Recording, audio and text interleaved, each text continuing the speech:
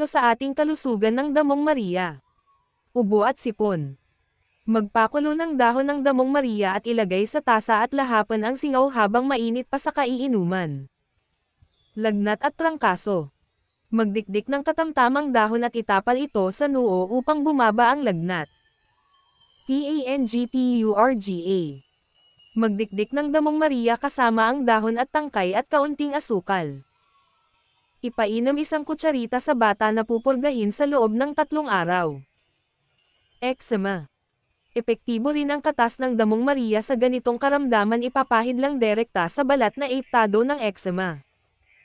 Dysmenorrhea, KABAG, sakit sa tiyan. Magpakulo ng 1 tangkay na may kasamang dahon, palamigan ng kaunti sa kainumin. Siguradong mawawala ang pananakit dulot ng hangin na sanhi ng kabag, sakit sa tiyan at ang iniindang sakit dulot ng buwan ng dalaw. PANGPALIGO sa mga bagong PAGANAK.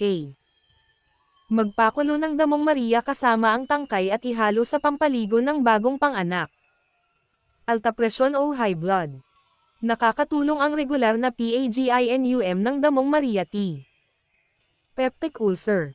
Nakakatulong din ang regular na pag-inom ng tea upang maghilam ang sugat sa bitoka dulot ng ulcer.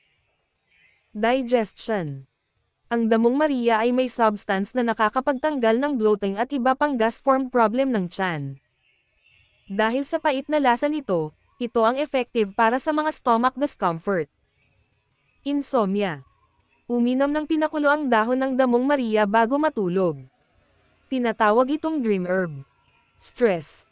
Nakakatulong din ang sedative effect ng damong Maria para mapakalma ang mga frayed nerves upang maibsan ang nararamdamang stress. Liver. Ang damong Maria ay beneficial sa overall health condition ng ating atay. Ito ay may kapasidad na mag-stimulate ng gastric juice at bile secretion para sa pangkalahatang kalusugan ng atay. Problema sa pag-ihi. Ang damong Maria ay may diuretic properties na tumutulong para sa tamang dami ng urine output for fluid retention sa katawan.